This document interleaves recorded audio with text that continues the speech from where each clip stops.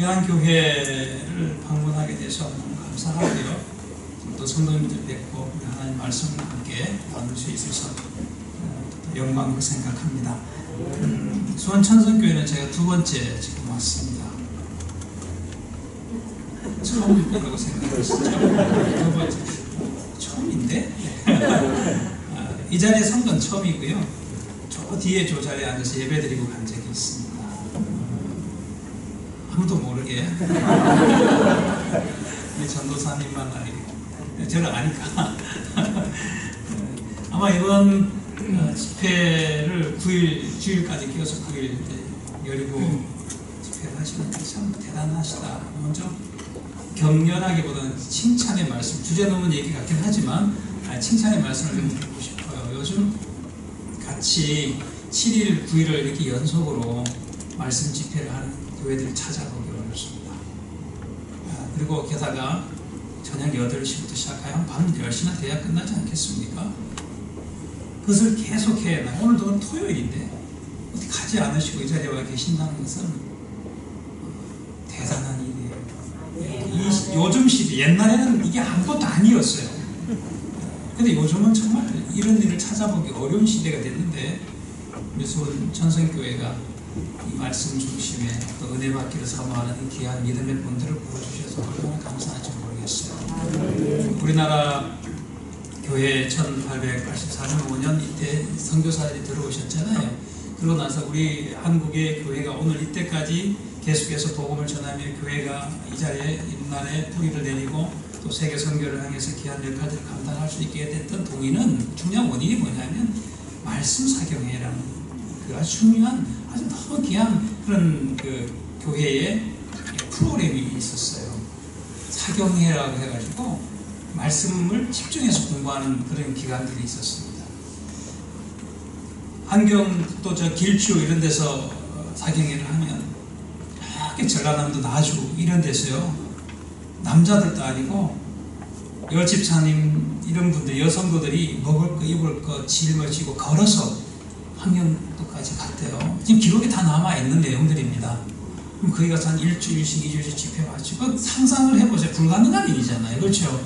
더구나 여성의 몸으로 더구나 그때 다 몸으로 농사를 해야만 먹고 살 수 있던 그런 계절인데 누가 가서 밥을 주는 것도 아니고 가서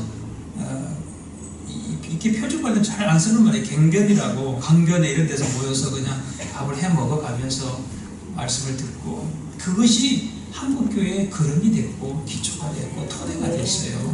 그런데 이제는 너무 편해지니까 다 신앙을 놓쳐버리고 그저 하나님은 그냥 안전을 위한 액세서리 아니면 안전장치 쪽으로 생각한 것 같아요. 내가 가진 걸 잃어버리지 않기 위한 뭔가 수단적으로 생각하고 내가 필요할 때는 언제든지 나타나서 도와주는 그 알라딘의 요술 램프에 있는 그 정도로 생각하지 않는가 싶은 생각이 있습니다. 그런데 수원천성교회는 그러지 않아서 얼마나 감사하고 또 든든한지 모릅니다. 그리고 아마 이번에 오시는 강사분들 중에 가장 교회와 가까이 있는 사람이 저일 것 같아요. 차로 한 10분밖에 안 걸리니까. 그 얘기는 뭐냐면 제가 사는 가까운 동네에 좋은 교회가 있다는 게 얼마나 큰 위로가 되는가 하는 걸 말씀드리고 싶었어요.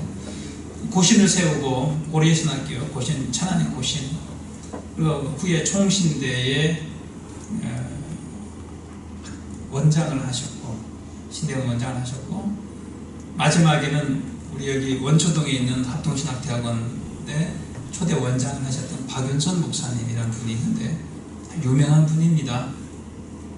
이분이 이런 말씀을 하셨어요. 한 교회는 그 지역의 영적인 성이다. 영적 성이라고 그랬어요. 그러니까 옛날에 우리가 보면 어떠한 지역의 성이 무너지면 그 안에 있는 모든 백성들이 모두 다 초토화되고 멸망을 당하잖아요. 한 교회는 그 지역을 영적으로 책임지는 성이다. 그러니까 교회가 얼마나 중요한가.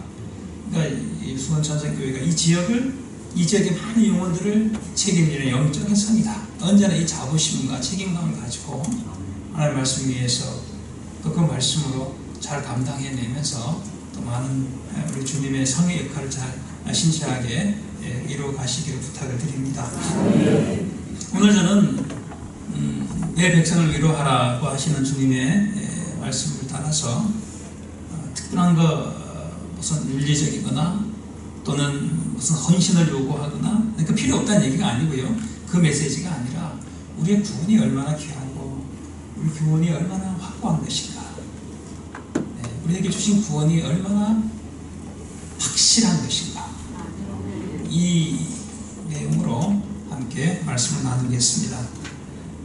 우리는 그리스도께서 나의 죄를 지시고 십자가에 죽으심으로써 내 모든 죄가, 잘 들어보셔야 돼, 내 모든 죄가 영원히 용서된 것을 믿습니다.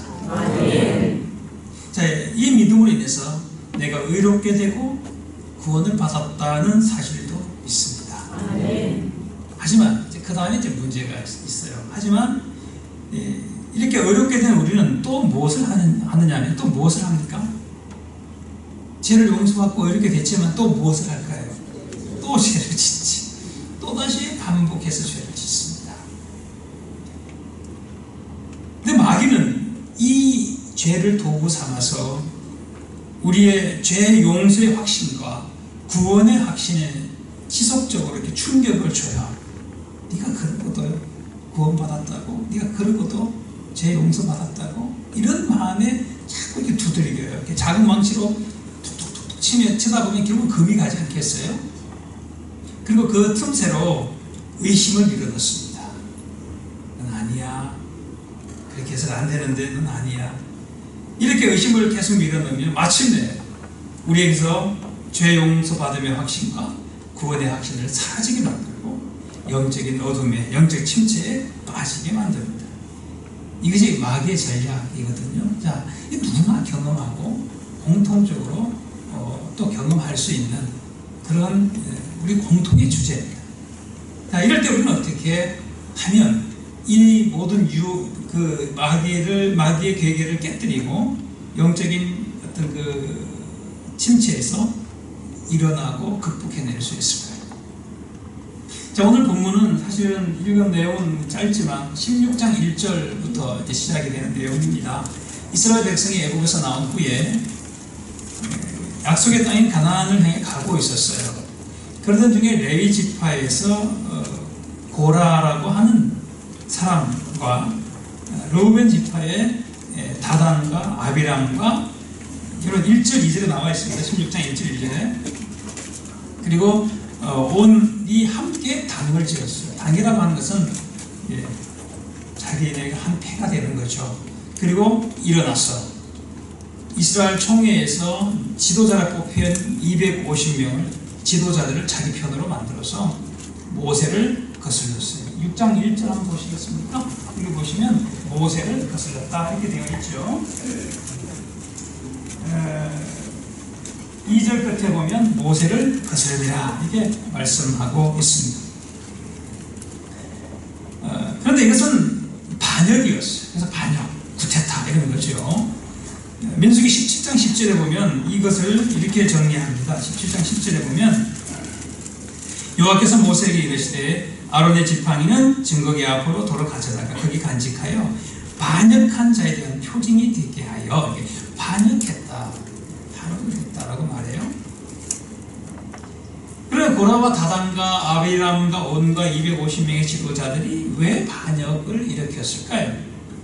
그들은 모세와 아론을 향해서 자신들이 반역한 이유를 이렇게 말합니다. 16장 3절에 보면 이렇게 말하지요.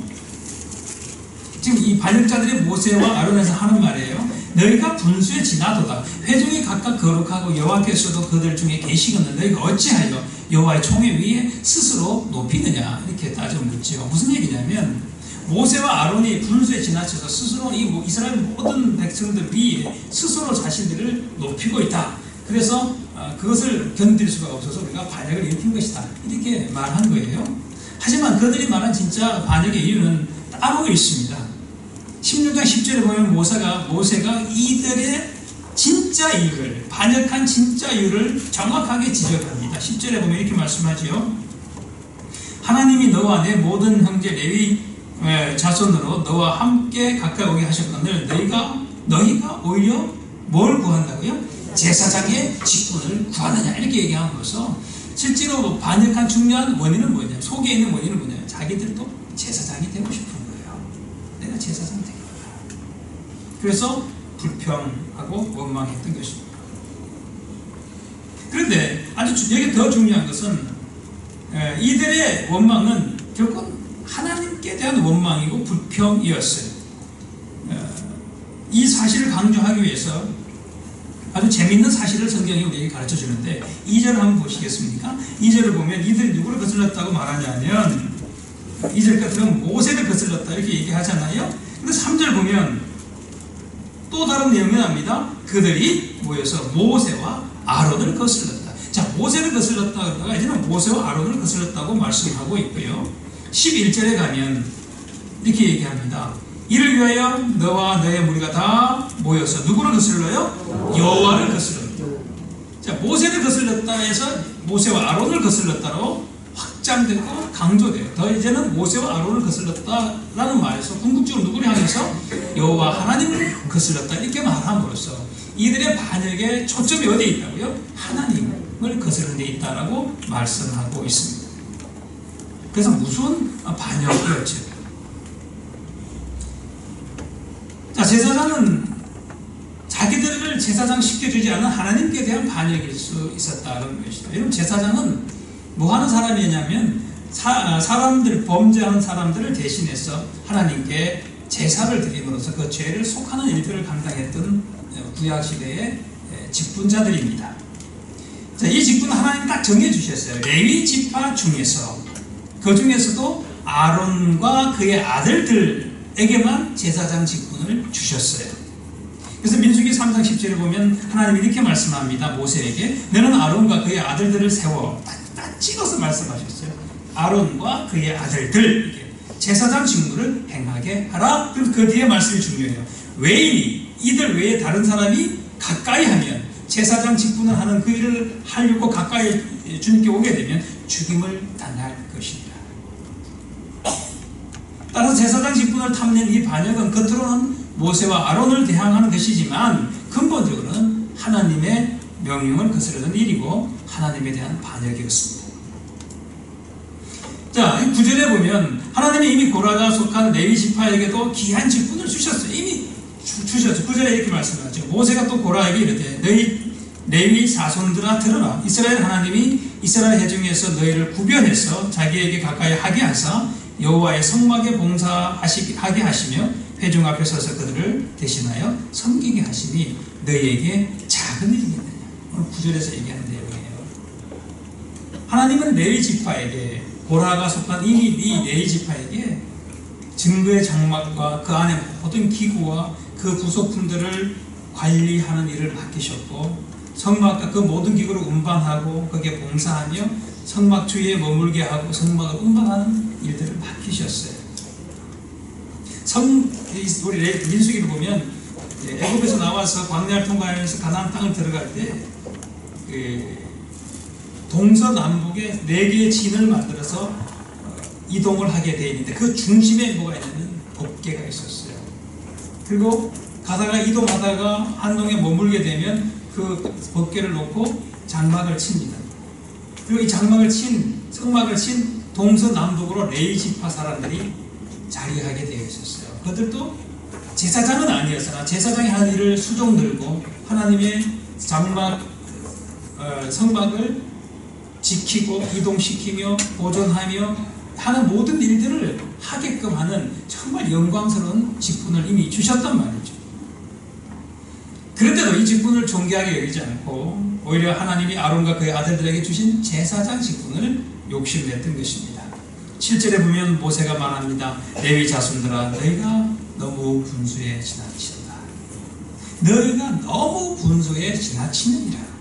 그런데 이 표현도 잘 보면 굉장히 재밌는 어떤 한 사실을 발견하게 돼요. 3절 한번 보시겠어요? 3절에 보면 반역자들이 모세와 아론에게 한 말이 있어요. 그게 뭐예요? 너희가 분수에 지나도다 이렇게 얘기하는 거예요. 반역자들이 모세와 아론을 향해서 너희가 분수에 지나치다 이렇게 말했는데 실제로는 모세가 뭐라고 얘기하냐면 7절에 보면 너희가 너무 분수에 지나치느니라.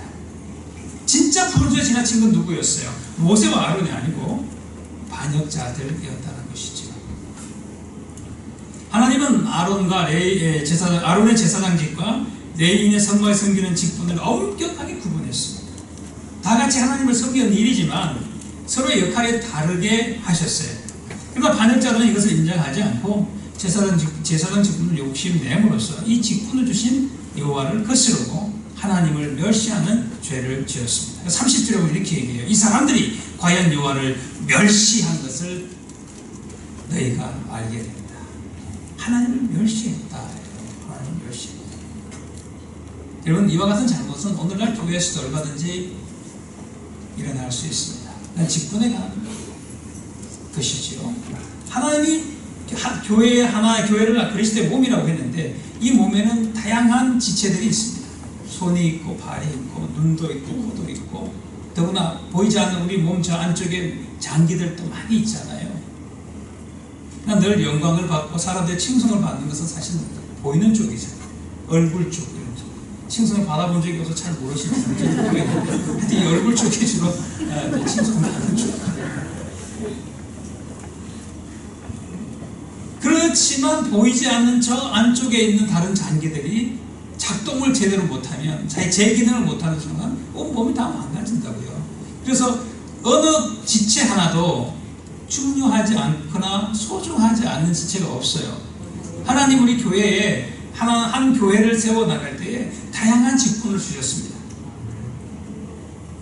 목사만 존귀하게 여기는 게 아니고 늘 앞에서 보이는 일을 하는 그런 분들만, 그런 직분자들만 하나님이 존귀하게 여기는 게 아니고 정말 남들이 잘 알아주지 않는, 보이지 않는 저 구석구석에서 맡겨진 일들을 감당하는 그들도 동일하게 하나님이 좀 똑같은 가치로 귀하게 여기십니다. 그런데도 불구하고 사람들이 알아주고 늘 많은 사람들 앞에 서서 드러나는 직분을 사모하는 것이 많은 사람들의 우리의 타락한 인생의 본성입니다. 이것을 우리가 경계해야 돼요. 교회를 소중하게 여기고 또 한 교회가 건강하게 서기 위해서는 목사님만 있는 게 아니고 주방에서 더운 여름에도 땀 뻘뻘 흘려가면서 누가 알아주지 않는데 거기서 국수 삶아내고 거기서 설거지하고 해야 되는 그런 분들이 있어요. 그분들이 있기 때문에 교회가 같이 성장해 가는 거예요.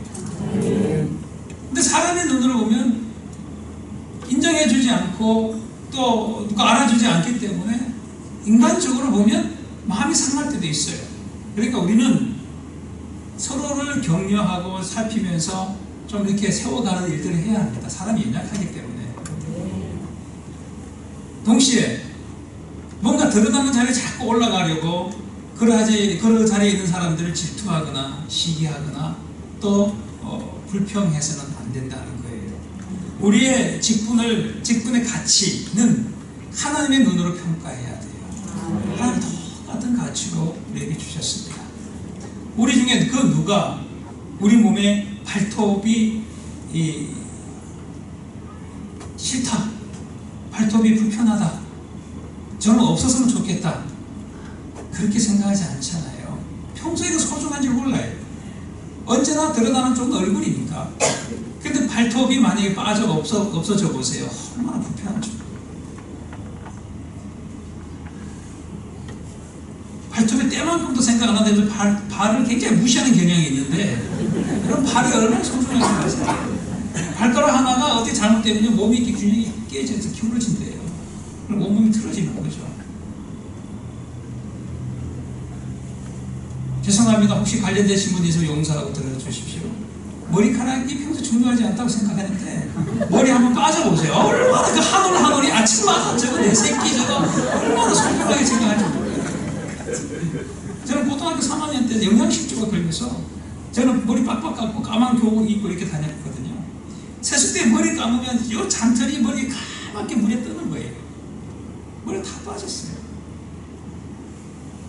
그래서 알아요. 머리카락을 소중하게 여기고 안타까워하시는 분들의 심정을 안다고요.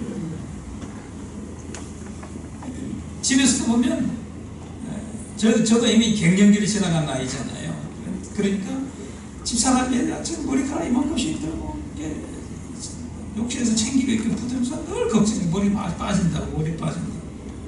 우리 아버지도 머리카락이 없었는데, 우리 어머니도 없었는데 이러면서 부모님 쪽으로 자꾸 이제 관계를 지으려고 해요. 부모님과 관련이 있는지는 모르겠어요. 평소에 잘 몰라요. 그러나 막상 당해보면 얼마나 소중한가. 우리가 서로가 이런 잘못으로 교회가 어려워지지 않으려면 서로가 서로를 격려하고 세워가고 위로하고 또 잘난 척하지 말고 또 스스로 자존감 낮춰서 나는 못났으니까 이거 하지 이렇게 생각하지 말고 그 일을 너무 소중하니까 하나님이 나에게 맡겨주신 거야 이렇게 생각하고 사실 그게 사실이고요. 그렇게 해야만 교회가 건강한 주님의 몸으로 세워져 갈 수 있습니다. 자, 그러면 이렇게 고라와 다단과 아비람과 온과 250명의 지도자들이 반역하자 하나님은 몇 가지 사건을 통해서 그럼 누가 진짜 하나님께 가까이 올 수 있는 하나님이 선택하신 제사장인지 한번 확인해 보자 라고 하면서 세 가지 사건을 보여주십니다. 첫 번째 사건은 뭐냐면 반역자들이 다 멸망당한 사건이에요. 모세는 반역한 고라와 그의 모든 무리들에게 6절과 7절에 보면 이렇게 명령했습니다. 너 고라와 내 모든 무리는 향로를 가져다가 내일 여호와 앞에서 그 향로에 불을 담고 그 위에 향을 두라. 그때 여호와께서 택하신 자는 거룩하게 될 것이다. 자, 여러분 아까 말씀드렸습니다만 여호와께 제사들 속죄하는 이 분향, 향로에다 향을 올리고 분향하는 일, 이거는 오직 누구만이 할 수 있었냐면 누구만이 할 수 있었다고요? 제사장만이 할 수 있는 일입니다. 만일 제사장이 아닌 자가 이 일을 하면 죽임을 당하게 되어 있었어요. 아까 제가 민수기 3장 10절을 말씀드렸잖아요. 죽임을 당할 것입니다. 우리 16장 40절에도 보면 이는 아론 자손이 아닌 다른 사람은 여호와 앞에 분향하러 가까이 오지 못하게 함이며 이렇게 말씀하고 있어요. 따라서 아론과 반역자들이 함께 여호와 앞에서 분향하면 그들 중에 택함을 받지 않은 제사장으로 선택되지 않은 자들은 어떻게 될까요? 죽임을 당하겠죠. 그럼 반대로 살아남는 자가 진짜 제사장이라는 사실이 여실히 드러날 것입니다. 그래서 16절과 17절에 보면 모세가 고라에게 다시 명령하지요. 자막이 나오니까 16절과 17절인데요. 한번 같이 읽어보겠습니다. 시작. 너와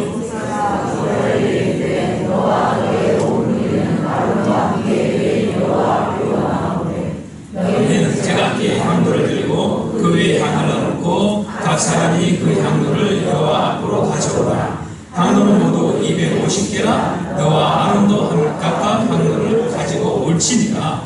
아멘. 제각기 향로를 들고 가라. 각 사람이 여호와 앞에 가져오라. 너와 아론도 각각 향로를 가지고 가라. 뭘 강조하냐면 250명의 반역자들이 있잖아요. 지도자들 다 하나씩 다 갖고 와라. 이 얘기. 누구 하나도 빠지지 말고 그러면 철저하게 검증해보자. 그 말씀이죠. 이튿날 그들이 제각기 향로에 불을 담아다가 향로를 가지고 와서 불을 담고 향을 그 위에 얹고 모세와 아론과 함께 회막문 앞에 섰습니다. 18절의 내용인데요.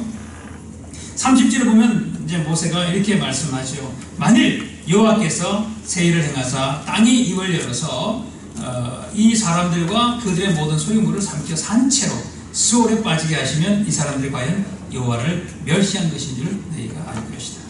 이 말이 끝나자마자 우리 너무나 잘 아는 고라의 반역이라는 너무나 잘 아는 내용이잖아요. 그들이 서 있던 땅 바닥이 갈라졌어요. 놀라운 사건이죠. 땅이 쫙 하고 갈라지는 입을 탁 여는. 그래서 그 입을 열어 이렇게 돼요. 땅이 입을 열었다. 그들과 그들의 집과 고라에게 속한 모든 사람과 그들의 재물을 삼켜서 그들과 그의 모든 재물이 산채로 수월에 빠져. 이건 지옥에 들어갔다는 뜻이에요. 영적으로 수월이라는 말을 쓰잖아요. 땅속에 빠져들어갔는데 그것을 지옥으로 떨어진 것으로 설명하고 있습니다. 그리고 땅이 그 위에 탁 하고 덮였습니다. 그들이 해전 가운데서 멸망을 당하고 말았습니다. 그리고 35절에도 보면 여호와께로부터 불이 나왔습니다. 분향하고 있던 사람들을 250명을 몽땅 불로 태워서 죽였습니다. 뭐가 증명이 됐나요? 고라와 반역자들이 제사장이 아니라 오직 아론과 그의 아들들이 하나님이 택하신 제사장이라는 사실이 분명하게 증명이 됐습니다. 두 번째 사건이 있습니다. 그것은 아론이 범죄한 백성들을 위해서 속죄한 사건입니다. 고라와 함께한 반역자들이 모두 멸망을 당한 바로 그 이튿날, 많이 지나지도 않았어요. 바로 그 이튿날이에요. 41절 오늘 목사님이 말씀 읽어주셨는데 그 이튿 41절 그 이튿날 어제 그 엄청난 반역으로 인해서 어마어마한 사건이 있었는데 그 현장을 다 보았는데 그 이튿날 만 하루도 지나지 않았어요. 인간이 얼마나 악한지 얼마나 완악한지 여실히 보여주죠. 그 이튿날 두려움이 가시기도 전에 이스라엘의 온 회중이 다시 모여서 모세와 아론을 향해 원망합니다. 이렇게 말했어요. 41절에 보면 너희가 여호와의 백성을 죽였도다. 아론과 모세를 향해서 너희가 여호와의 백성을 죽였다고 원망했습니다. 앞에서는 고라와 그 함께했던 반역자들이 아론을 원망했는데 그리고 죽임을 당했는데 이제 만 하루도 지나지 않았어요. 이번에는 한 발 더 나갑니다. 이스라엘의 온 회중이 모세와 아론을 향해서 원망하고 있습니다. 그래서 하나님이 이렇게 말씀하시죠. 45절에 보면 내가 순식간에 그들을 멸하려 순식간에 이들을 다 죽이겠다 이 말씀을 하신 거예요. 그랬더니 모세와 아론의 반응이 어땠습니까? 45절에 그렇게 말하니까 45절 끝에 보면 그 두 사람이 엎드리니라. 앞에 보면 22절에 보면 그 두 사람이 엎드려 이르되 하나님이여 하면서 1차의 이 고라와 그 반역자들을 하나님 멸하시겠다 했을 때도 이 두 사람이 엎드렸고요. 이번에 모든 회중이 반역했을 때 하나님 순식간에 멸하겠다고 했을 때도 그 앞에 엎드려 기도하는 거지. 얘 사실 진짜 목회자예요. 진짜 목자예요. 아론과 모세를 보면 진짜 목회자입니다. 백성들이 잘못했지요. 그럼에도 불구하고 그들을 위해서 하나님 앞에 간구하는 것입니다. 이게 아론의 모습은 여기서 이미 제사장의 모습이 드러나는 거예요. 백성의 죄를 대신 주님 앞에 가지고 나가서 기도하는 것이죠. 자, 이 말씀 후에 그 백성들 중에 전염병이 시작이 됐고 연병이라고 하는 전염병이 시작이 됐고 49절에 보면 순식간에 14,700명이 죽임을 당했습니다. 오늘날로 하면 막 국가 전염병 정도 될 거예요. 아주 독한 전염병이 급속하게 번져나가는 거예요. 오늘 메르스 사태 기억나십니까? 2017년이었던가요? 정확하게 기억이 안 나는데 얼마나 나라가 심각했잖아요. 그 정도의 이유가 아닙니다. 막을 수도 없고 무슨 어디서 누가 감염된지 알 수도 없는 그런 상황이고 막 들불이 막 번져나가듯이 그 전염병이 번져나 순식간에 14,700명이 죽임을 당했어요. 자, 하나님의 이러한 진노에 대한 제사장 아론의 속죄가 오늘 본문에 보면 잘 나타나는데 그의 속죄는 굉장히 즉각적이고 확실했다는 것을 보여줍니다. 하나님의 이 말씀을 들은 모세가 여러분 보십시오. 46절에 보면 아론에게 이렇게 말합니다. 향로를 가져다가 제단의 불을 그것에 담고 그 위에 향을 피워가지고 어떻게 하라고요? 급히 회중에게로 가서 그들을 위하여 속죄하라 이렇게 명령했어요. 급히 회중에게로 가라. 그 회중이 있는데 지금 어떤 상황이에요? 전염병이 지금 막 번지면서 그냥 막 순식간에 사람들 죽어가고 있는 그 현장으로 달려가라고 해요. 급히 가라고 지금 명령하는 거죠. 그리고 그들을 위해서 속죄하라고 말씀합니다. 이 명령을 받은 제사장 아론은 어떻게 했나요? 망설였을까요? 나 저 속에 뛰어들어가면 나도 죽음을 당할 텐데 저 무슨 전염병인데 어떻게 들어가? 이런 거 전혀 생각할 겨를도 없이 그 순식간에 14,700명이나 죽은 그 지독히 무슨 전염병의 위험을 두려워하거나 피하지 않고 향로를 가지고 47절에 보면 어떻게 갔다 그럽니까? 달려갔다고 이야기합니다. 달려 들어가는 거예요. 뛰어 들어가는 거예요. 그리고 그가 백성을 위해 속죄하고 죽은 자와 산 자 사이에 섰을 때 전염병이 그쳤다는 게 표현이 굉장히 독특합니다. 죽은 자와 산 자 사이에 섰다 이렇게 얘기하잖아요. 여러분 정말 제사장의 참된 제사장의 모습이에요. 목숨을 걸고 백성들 속으로 죽어가는 백성들을 속죄하기 위해서 뛰어들어가는 것이 진짜 목회자입니다.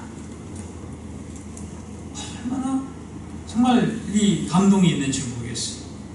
죽은 자와 산 자 사이에 섰을 때 전염병이 멈춰섰다. 칼빈이 이렇게 얘기했어요. 그 주석에 보니까 급히 시작되어 신속하게 번져나가는 죽음이 마치 울타리를 세운 것처럼 아론이 도착함으로써 중단되었다. 쓰나미처럼 밀려오는 큰 죽음의 그 전염병이 아론이 가서 탁 쓰고 속죄하는 그 자리를 넘어오지 못하는 거예요. 울타리처럼 멈춰서 큰 파도가 일어나서 멈춰 있는 것처럼, 홍해를 갈랐을 때 양쪽에 바닷물에 큰 장벽이 이루어졌던 것처럼, 요단강을 건너갈 때 발을 들여놓고 법궤를 벤 사람들이 발을 들여놓으니까 저 산에서 내려오던 물이 멈추어서 가지고 벽을 이루는 것처럼 된 것처럼, 이렇게 산을 벽을 이루는 것처럼 이렇게 전염병이 오다가 좋습니다. 어떤 학자는 이렇게 말했어요. 대제사장 아론이 죽음을 무릅쓰고 향을 들고 있는 그 지점을 죽음의 천사들이 지나갈 수 없었다. 아론이 서 있는 자리가 죽은 자와 산 자의 그 나누는 자리였다는 것이죠. 뭘 얘기하는 건가요? 죄로 인해서 죽음 마땅한 자들이 제사장 아론의 속죄로 인해서 즉각적으로 생명을 얻었다라는 것을 보여주는 거예요. 자, 이처럼 아론의 속죄는, 제사장 아론의 속죄의 효력은 매우 즉각적이었고 확실했습니다. 자, 이 사실은 뭘 보여줍니까? 그것은 바로 아론이야말로 하나님이 세우신 진짜 제사장이라는 사실을 다시 한번 확인해 주는 거였습니다. 세 번째 사건은 17장에 나옵니다. 그 뒤에 이어지는데 자세한 설명은 드리지 않겠습니다. 아론의 쌍난 지팡이, 다 알죠? 그죠? 12지파 중에서 각 지파의 지도자들의 이름을 마른 작대기를 선택하고 이름을 써서 언약궤 앞에 하룻밤 두고 그 다음날 들어가서 순이 싹이 나고 우미도 없고 싹이 나고 싹이 나서 열매가 맺힌 그 지팡이가 하나님이 선택한 제사장 지팡이다 이렇게 했는데, 그 다음날 가봤더니 아론의 지팡이에서 싹이 나고 열매가 맺혀 있는 거예요. 무슨 얘기냐면 모세가 그 지팡이를 들고 나와서 이렇게 하긴 하죠. 제사장으로 선택된 자는 바로 아론이다. 아론과 그의 아들들이 하나님께서 세우신 제사장이다. 그 사실을 다시 한번 알려주면서 하나님에 대한, 제사장과 관련돼서 하나님께 대한 불평하던 이들의 이스라엘의 불평을 완전히 종식시키셨고 그치게 하셨고, 그리고 더 이상 죽지 않도록 하나님께서 예방하셨습니다. 세 가지 사건이 있었어요. 누가 제사장인가?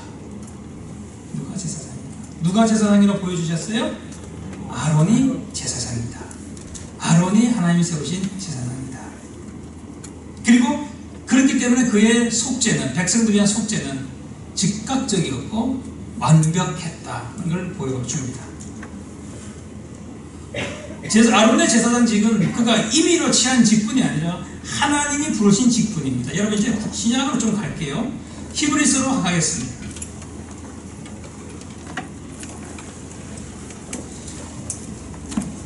히브리서 5장을 가면 5장 4절에 5장 4절 한번 보겠습니다.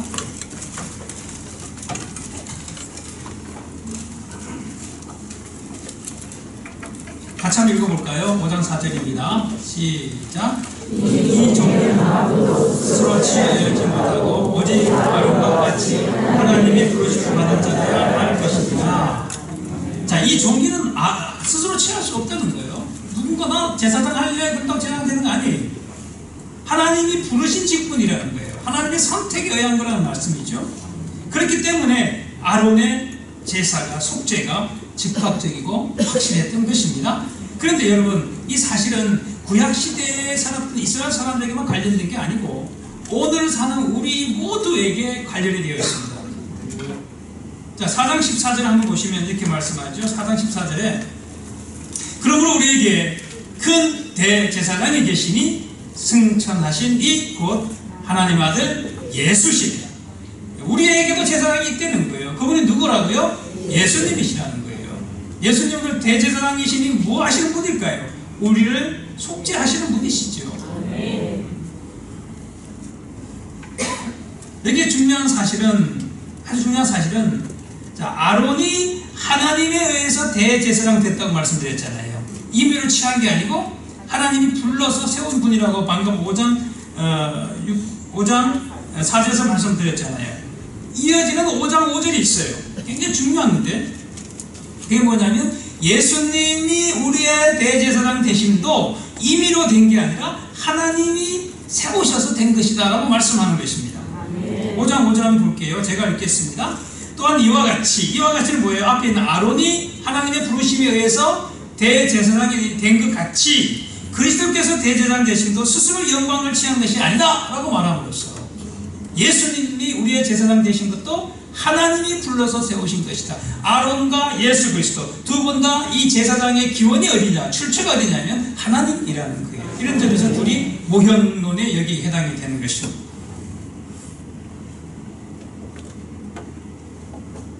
아론을 이스라엘의 대제사장으로 세우신 그 하나님이 또한 예수님을 우리를 위한 대제사장으로 세우셨다. 그 사실을 우리에게 말씀합니다. 자, 이런 까닭에 어떤 결과가 나타날까요? 대제사장 아론의 속죄가 즉각적이고도 확실했듯이, 그러면 동일하게 대제사장, 하나님이 대제사장으로 세우신 예수님이 우리를 위한 예수님의 속죄도 어떨까요? 즉각적이고 확실한 속죄라는 사실을 말씀해 주고 있습니다. 그러나 여러분, 아론과 예수 그리스도 사이에 우리가 절대로 놓쳐서는 안 되는 아주 중요한 절대적인 차이도 있어요. 아주 중요한 차이가 있습니다. 그것은 바로 속죄 제사의 횟수와 효력의 차이입니다. 무슨 얘기냐면 구약의 제사장들은 어떻게 했습니까? 수없이 많이 반복해서 제사를 드려야만 했습니다. 그러나 예수님은 어떻게 했을까요? 단 한 번 속죄 제사를 드렸을 뿐입니다. 이 횟수의 차이가 있어요. 구약의 제사장들은 계속해서 제사를 드렸고 예수님은 단 한 번만 제사를 드렸습니다. 이 차이는 어디서 오는 걸까? 그것은 바로 제물의 차이입니다. 제물. 무엇을 제물로 속죄 제사를 드렸느냐 하는 데서 오는 차이입니다. 구약의 제사장들은 10장을 한번 가보고, 히브리서 10장을 한번 가보시겠습니다. 히브리서 10장 3절 4절에 보면 구약의 제사장들은 어떻게 제사를 드렸느냐 하면, 특히 4절에 보면 황소와 염소의 피 이렇게 말씀하잖아요. 구약의 제사장들은 해마다 죄를 기억하는 게 있다라고 얘기하면서 황소와 염소의 피로 제사를 드리는 거예요. 근데 이 황소와 염소의 피는 능히 죄를 없이 하지 못했다. 4절이 그렇게 말씀하잖아요. 구약의 제사장들이 계속해서 제사를 드려야만 했던 이유는 황소나 염소나 비둘기나 양이나 이런 걸 잡아서 그 피로 제사를 드렸는데, 그렇게 드리는 제사는 그 어떤 사람의 죄를 그 다음에 제사 드린 다음에 또 짓는 죄에 대해서는 해결이 안 되는 거예요. 그러니까 계속 죄를 지을 때마다 제사를 드려야 되는데, 제사장들이 뭐 하냐면 그 사람들이 속죄하기 위해서 양을 데리고 오고 소를 끌고 오고 하면 그것을 누가 잡았을까요? 아니요, 제사장이 안 잡았어요. 범죄한 사람이 잡았어요. 그럼 그 피를 뿌리는 일들을 누가 했냐면 제사장들이 했어요. 오늘날 같은 우리는 어떻게 했을까요? 우리가 아직 그 시대에 살고 있다면, 예수님이 우리의 제사장이 되어주지 않았다면 한번 보세요. 잡아야 돼. 매일 소도 잡고 돼지는 안 되니까 돼지는 안 잡았겠지만 소도 잡고 양도 잡고 재산이 나만 하겠습니까? 남의 얘기를 하지 마. 자신을 보세요. 우리는 하도 수도 없이 죄를 짓잖아요. 계속 범죄하잖아요. 멈추지 않는. 그래서 이 칼빈이 한 유명한 말인데요, 우리를 보고 뭐라 그랬냐면 인간은 멈추지 않는 악의 공장이다 그랬어요. 악의 공장. 이러면 저는 코드가 없는데도 계속해서 작동이 되는 거예요. 계속해서 발전을 해고 계속 죄를 짓는 멈추지 않는 악의 공장이다. 그게 인간이라고 그랬어요. 그러니 계속해서 우리는 제사를 드려야만 하는 일을 했습니다.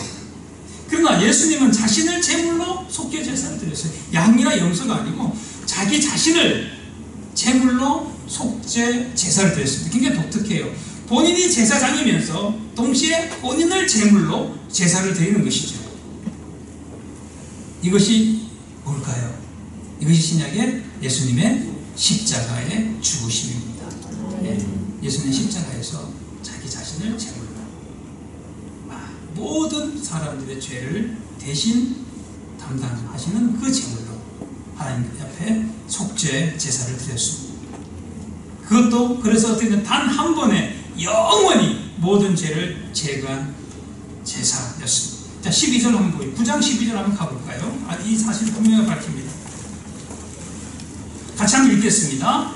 시작. 염소와 송아지의 피로 하지 아니하고 오직 자기의 피로 영원한 속죄를 이루사 단번에 성소에 들어가셔야 됩니다. 자기의 피로, 이게 제물이잖아요. 그 효력은 뭐냐면 영원한 속죄 되게요. 한 번에 영원한 속죄를 다 이루신 거예요. 우리가 예수님을 뱃속에서 믿은 사람도 없잖아요. 태어나서 어느 순간인가 어느 날인가 예수님을 영접하고 내가 죄인인 걸 알고 예수님이 내 죄를 용서하신 걸 믿고 그 주님을 영접하면서 제 상함을 받고 구원을 받았잖아요. 그러면 이제 과거에 지금 그 예수님을 영접했던 그 순간을 놓고 본다면 과거에 지은 죄를 다 용서받은 거예요. 그렇죠? 안 믿으셔요? 우리가 그 속죄된 걸 믿잖아요. 용서받은 걸 믿잖아요. 질문이 생겨요. 그럼 앞으로 예수 믿고 나서 이후에 짓는 죄는 어떻게 할까요? 이후의 죄는 어떻게 될까요? 자, 예수님이 언제 십자가에서 이 모든 걸 이루셨나요? 우리는 태어나기도 전이잖아요. 그 십자가 여기 있고, 자, 그림으로 하면 십자가 여기 있고, 우리는 어느 날 태어나서 예수 믿기까지 범죄하고 살았다가 예수 믿고 용서함을 받았어요. 그 이후도 살아가면서 또 죄를 지을 건데 다 어디 아래에 있는 거예요? 십자가 아래에 있는 겁니다. 십자가 아래에 있는 겁니다. 이것을 우리가 기억해야 되고요. 잊지 않아야 합니다. 예수님은 한 번에 모든 죄를 사하시는 그런 제사를 드렸다는 것이죠. 예수님은 단 한 번의 속죄 제사를 드렸는데 그것으로 영원토록 효력을 나타내는 그런 속죄 제사가 됐습니다.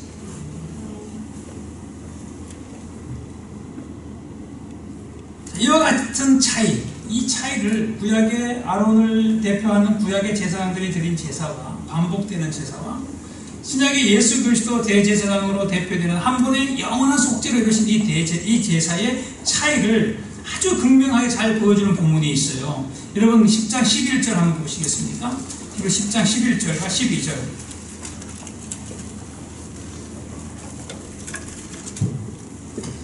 자, 성경에다가 줄을 좀 그어놓고 표시를 해놓고 좀 이렇게 해두셔요. 이게 되게 중요한 차이인데 11절과 12절 사이에 어떤 차이가 있는지 두 가지 차이가 있습니다.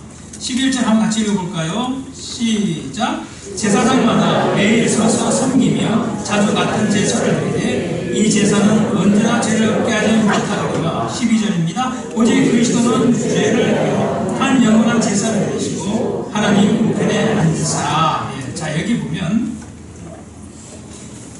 구약의 제사장과 예수님이 대조되고 있는데 오직이라는 말은 그러나 이런 뜻입니다. 오직이라는 말은 그러나 12절에 그러니까 11절과 12절은 대조 문장이에요. 구약의 제사장들과 신약의 예수 그리스도 사이에 아주 중요한 대조를 나타내는 두 가지가 있습니다. 한번 찾아보시겠습니까? 오늘의 퀴즈입니다. 이거 미리 알았으면 목사님께 좀 퀴즈 상품을 좀 준비를 했으면 좋았을 텐데, 자, 두 가지가 있어요. 어떤 걸 발견하셨나요? 예, 매일과 뭐가 대조돼요? 매일과 관련되어 있는데 좀 더 자세하게. 한과 한이라는 것은 하나라는 거예요. 하나와 11절에 12절은 하나고 11절에는 뭐예요? 대조되는 말이 또 있는데? 그렇지요. 자주라는 것은 여러 번 횟수가 여러 번 된다는 거고, 이거는 한 번이라는 거잖아요. 여러 번과 한 번이에요. 자주와 한 번. 그 자주니까 매일이겠지. 그러니까 여러 번과 한 번이라는 단어가 대조돼요. 자, 이것을 그림처럼 보여주는 게 또 하나 있어요. 그게 뭐예요? 대조되는 게 아주 중요한 단어가 있습니다. 11절에 어떤 동작을 보여주는데, 어떤 동작 11절, 그렇죠. 서서와 12절에 앉아서, 서 있다와 앉았다 대조되잖아요. 발견하셔서 아주 감사합니다. 자, 구약의 제사장들은요 자주 제사를 드려야 되니까 앉아 있을 수가 없는 거예요. 계속해서 죄를 지을 때마다 제사를 드리는 일을 해야 되니까 앉아 있을 수가 없어요. 근데 예수님은 한 번의 제사로 모든 죄를 끝내버렸기 때문에 이제는 서 있을 이유가 있어요, 없어요? 없죠. 앉아 있는 거예요. 제사의 일을 끝내버리고 쉬시는 거예요. 그러니까 여기서 두 가지를 이렇게 대조해주고 있어요. 예수님이 그렇다고 서서 다니면 안 된다 이 얘기가 아니고, 이 제사와 관련된 아주 독특한 특별한 특징을 다 집어가지고 대조를 보여주면서 얼마나 다른 제사이냐를 우리에게 말씀해주고 있는 것입니다. 여러분, 앞으로 앉고 일어설 때마다 기억하세요. 일어서는 건 구약의 제사장, 앉는 건 신약의 예수님, 이렇게 딱 있겠지. 우리의 죄가 더 이상 이제는 이 죄에 대해서 더 이상 어떤 것도 우리를 죄에 대한 책임을 물을 수 없게 됐다라는 것을 기억을 하시면 좋겠습니다. 자, 10장 18절에 그래서 어떤 결과를 말씀하시냐면 10장 18절입니다. 다시 같이 읽습니다. 시작. 이것들을 사하셨은즉 다시 죄를 위하여 제사 드릴 것이 없나니까. 아멘. 아멘. 우리의 죄는 계속 지어요. 매일 지어요. 그러나 더 이상 제사 드릴 게 없대. 왜? 예수님이 십자가 죽으심으로 한 번으로 이 모든 것을 다 해결하셨기 때문에 그렇다는 말씀입니다.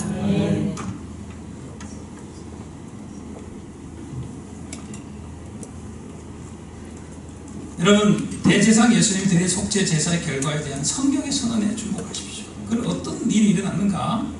자, 10장 17절입니다. 10장 17절 바로 위에 있습니다. 다 읽어보세요. 다 같이. 자, 10장 17절입니다. 큰 소리 시작. 또 그들의 죄와 그들의 불법을 내가 다시 기억지 아니하리라. 그들의 죄와 불법을 주님 하나님 뭐라 그래요? 다시는 기억하지 않겠다. 기억 속에 없어진 거예요. 하나님은 우리 죄와 관련해서 기억 상실증에 걸리신 거예요. 기억 상실증 무섭습니다. 전혀 기억 못합니다. 완벽하게 잊어버리신 거예요. 이 말은 죄 없다로와 같은 말이에요. 자, 하나 더 찾아볼까요? 그 앞에 여러분 8장 12절 한번 가보십시오. 8장 12절. 8장 12절 찾으셨나요? 같이 읽습니다. 시작. 내가 그들의 불의를 긍휼히 여기고 그들의 죄를 다시 기억하지 아니하리라. 불쌍히 여기고, 그들의 죄 짓는 우리의 인생을 불쌍히 여기고, 그래서 그들의 불의를 불쌍히 여기고 그들의 죄를 다시 기억하지 않겠다. 반복해서 8장과 10장에서 계속 얘기하시는 거예요. 다시는 기억하지 않는다. 말씀을 맺겠습니다. 여러분, 우리의 제사장 되시는 예수님의 속죄 효력은 즉각적이고 영원한 것입니다. 단 한 번으로 끝냈습니다. 옛날에 TV 광고 중에 패충, 요충, 십이지, 장충 한 번만 먹으면 다 끝난다고 하는 파팍스라고 하는 약품이 있었어요. 요즘도 한 알만 드시나요? 그나마 이거는 매년 먹죠. 또 먹어야 되는데, 하여튼 그 약품의 이름이 핫팍스였던 것을 기억나요. 이 단어가 바로 여기 헬라에서 왔습니다. 핫팍스가 무슨 once for all, 한 번에 영원히, 한 번으로 끊는다예요. 예수님의 속죄 제사는 한 번으로 완벽하게 끝났고 즉각적으로 이루어졌고 영원히 성취가 된 것입니다. 자, 이제 말씀을 맺으면서 자, 이제 이것을 우리 삶에 어떻게 적용할 수 있을까 생각해 보십시다. 하나님이 아론을 제사장으로 세우신 것처럼, 그래서 그의 제사가 즉각적이고 아주 속죄 제사가 유효했던 것처럼, 예수님이 하나님이 예수님을 우리의 제사장으로 세우셨기 때문에 예수님이 우리 위해 해주신 이 속죄 제사도 즉각적이고 영원한 것입니다. 그래서 예수님이 이렇게 말씀하세요. 이 예수를 믿는 자는 영생이 있다. 요한복음 3장 36절에서 아들을 믿는 자에게는 영생이 있다. 이 제 얘기가 아니고 예수님이 하신 말씀이에요. 여러분, 구원은 우리가 구원받았던 사실을 어떻게 확인할 수 있냐면 느낌이 아닙니다. 내 경험도 아닙니다. 뭘로 확인돼야 되냐면 하나님의 말씀으로 확인되는 거예요. 예수께서 말씀하셨어요. 아들을 믿는 자에게는 영생이 있다. 요한복음 6장 47절에 진실로 진실로 이르노니 난 믿는 자는 뭘 가졌다? 영생을 가졌다. 믿는 자는 영생을 가졌다.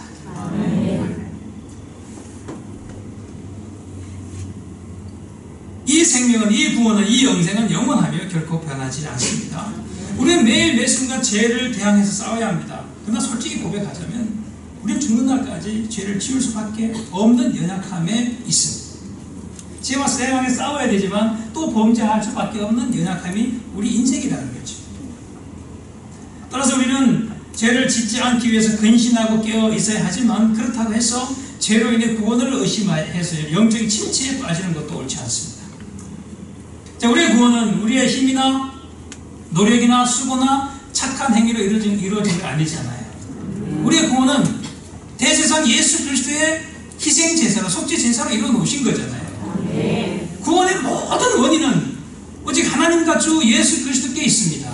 우리의 구원은 우리 안에서, 우리가 우리의 구원을 이루기 위해서 우리 안에서 뭔가 기여한 것이 1도 없어요. 요즘 많은 이들 얘기하는 1도 없어요. 1도. 하나도 없어요. 우리의 구원은 오직 삼위 하나님께서 이루어놓으신 구원입니다. 그래서 종교개혁자들이 외쳤던 슬로건 중에 이런 표현이 있어요. 구원은 우리 밖에서부터 온다. 엑스트라 노스라 가지고 우리 밖으로부터예요. 구원은 우리 안에서 일어나는 게 아니고 우리 밖으로부터 오는 것입니다. 자, 이런 까닭에 우리의 구원은 우리의 행위에 의해서 꺾이거나 좌초되거나 취소될 수 없어요. 예수 그리스도의 속죄를 이루신 구원은 그 무엇에 의해서도 파기되거나 취소되거나 무효가 되거나 번복될 수 없고 결코 물을 수 없습니다. 그만큼 견고하고 확실한 구원입니다. 여러분이 하나님이 이길 수 있습니까? 인간이 하나님이 이길 수 있습니까? 만약에 우리가 하나님을 이길 수 있다면 우리의 의지와 활동을 통해서 하나님이 이루신 구원까지 우리가 어떻게 꺾어놓을 수 있을지 모르겠어요. 그러나 우리가 하나님을 이길 수 없다면 우리를 위해서 이루어놓으신 하나님의 구원도 우리가 변경시킬 수 없습니다. 바꿔놓을 수가 없습니다. 물론 이 말은 사실이 이러하니까 이제 안심하고 죄를 짓자는 말도 아니고, 죄를 짓고도 뻔뻔하다는 말은 더 아니며, 안심하고 그러니까 계속해서 죄를 지어도 괜찮다 이런 말이 아닙니다. 여러분, 속죄와 구원이 확실함은 절대로 죄를 조장하지 않아요. 오히려 우리는 죄를 아파해야 하고 거룩하기 위해서 애써야 합니다. 이것이 바로 성도의 영적인 균형이요 긴장입니다. 이 두 가지가 항상 있어요. 어느 한쪽만 선택하면 문제가 돼요. 자, 우리는 죄를 지으며 살 수밖에 없는 우리 한계를 인정하고 대제사장이신 예수님이 이루신 속죄의 즉각적이고도 확실하고 영원한 효력을 굳게 믿어서 이 두 개를 같이 긴장을 가지고 있어야 돼요. 그리고 영적 침체에 빠지지 않아야 합니다. 여러분, 죄의 무게에 눌려서 성도답게 살지 못하는 것도 잘못이고 주께서 원하는 모습이 아닙니다. 자, 우리가 우리의 구원을 받은 것이 내가 1도 기여한 것이 없다면, 그래서 오직 주님이 이루신 구원이라면 내가 이 안에서 어떤 변화가 일어나고 요동을 치더라도 이 구원에 영향을 줄까요? 못 줄까요? 주는 거 없어요. 항상 고민을 해야 되는, 생각해야 되는 게 뭐냐면 내 구원은 내가 이룬 게 아니다. 내 구원은 하나님이 이루어주신 것이다. 예수께서 이루신 것이다. 주님의 마음이 변하지 않으면 절대로 우리의 구원도 변하지 않는다. 근데 주님 마음이 변할 수가 없어요. 그분은 한번 말씀하시면 언제나 그 약속을 완벽하게 지키시는 분이잖아요. 네. 우리 우리하고 달라요. 하나님을 우리처럼 생각하지 마시라는 거예요. 우리는 줬다도 뺐지만 주님은 그런 일 전혀 없습니다. 우리의 구원은 연약한 흔들리는 우리 안에 우리에게 기초한 것이 아니라 언제나 신실하시고 절대적으로 신실하시고 변함이 없으신 하나님의 언약의 기초에 있고 그 하나님 예수께서 이루신 그 예수님의 십자가 죽음에 근거해 있어요. 우리의 행위가 십자가의 죽음을 취소시킬 수 있다면 모르겠어요. 절대 그는 불가능한 일입니다. 그렇기 때문에 예수님의 속죄로 인해서 하나님 우리의 죄를 다시 기억조차 하지 않는다, 이렇게 말씀하신 것이고, 시편 103편 12절에 보면 이렇게 말씀해요. 동쪽이 서에서 먼 것 같이 우리의 죄과를 우리에게서 멀리 옮겨 놓으셨다. 동쪽 끝과 서쪽 끝이 얼마나 멀까요? 가능할 수 없잖아요. 이 말은 비유로 말씀하시는 거예요. 그만큼 우리의 죄악을 우리에게서 멀리 치우셨다. 그래서 다른 말로 기억조차 하지 않는다. 여러분, 예수께서 이루신 이 놀라운 속죄를 굳게 믿으시고 그리스도 안에서 평강을 누리시기 바랍니다. 어떤 매일 잘 범죄하는 데 대해서는 즉각적으로 회개하시고 그 범죄로 인해서 마귀의 이 말에 속지 마십시오.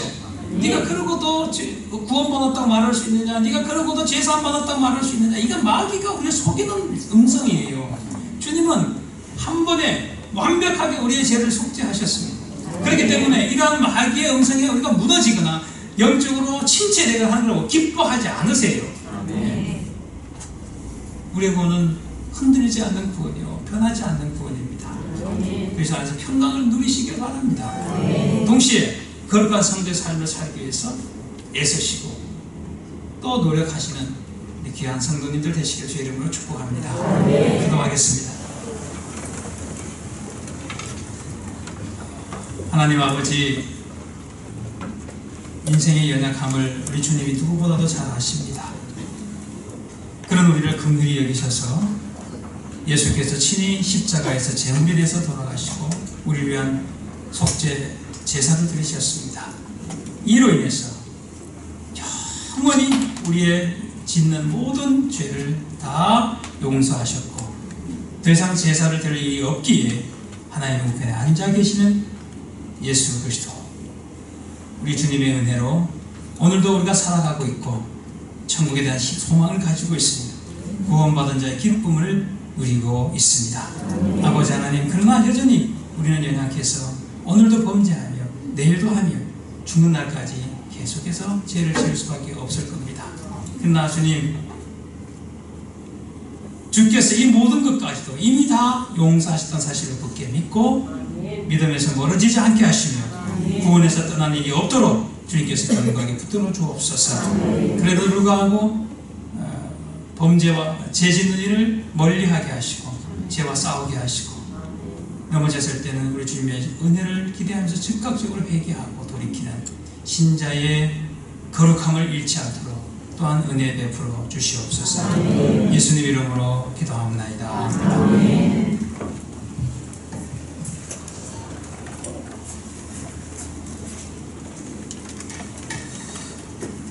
말씀에 큰 은혜 받으신 줄 믿습니다. 단 한 번의 제사, 영원한 제사, 불변하는 제사, 예수님의 십자가를 늘 믿음으로 바라시고 붙들며 살아가시는 저와 성도들 모두가 되시기를 간절히 축원합니다. 귀하신 목사님 나오셔서 드려진 예물을 위하여 축도하신 뒤에 축복 기도해 주시고 축도하신 뒤에 귀한 일부 집회를 마칩니다. 하나님 아버지, 성도의 생명을 책임지시며 이 땅에 사는 날 동안 우리의 필요한 모든 것들을 잊게 하시고 때를 따라 그리스도 예수 안에서 그 풍성하신 대로 넉넉하게 공급하여 주시옵소서.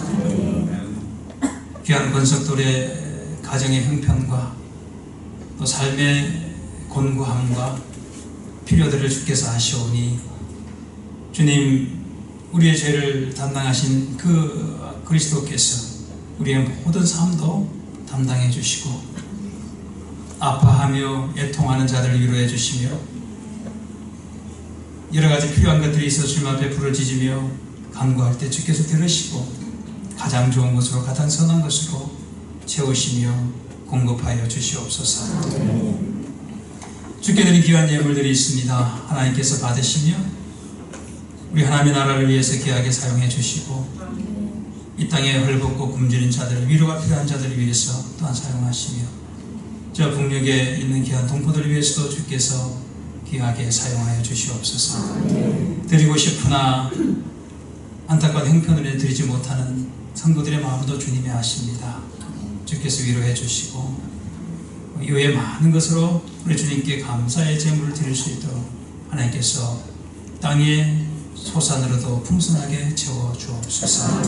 자녀들의 학교를 주께서 책임져 주시며 주께서 잘 지키시고 잘 양육시켜 주셔서 훗날 주의 나라의 기둥 같은 일꾼들로 세워 주시옵소서. 가정마다 권속들의 산업의 복을 주시며 계획하고 추진하는 일들이 주의 뜻 안에 있게 하셔서 우리 주님께 큰 영광 돌리는 기업들이 되도록 역사하여 주시옵소서. 이제는 우리 구주 예수 그리스도의 은혜와 하나님 아버지의 무한하신 사랑하심과 성령의 교통하시고 인도하심이 예수 그리스도의 속죄 제사에 대한 확고한 믿음을 가지고 이 땅에서 하나님 백성으로 흔들리지 않고 그 어떤 것을 요동치지 아니하며 담대한 믿음 안에서 거룩한 신자 삶을 살기로 결단하고 돌아가는 귀한 하나님의 백성들 위해 주께서 세우신 이 수원천성교회 위에 그리고 우리 성도들의 산업과 가정과 그 자녀들 위해 이제부터 영원토록 함께 계실지어다.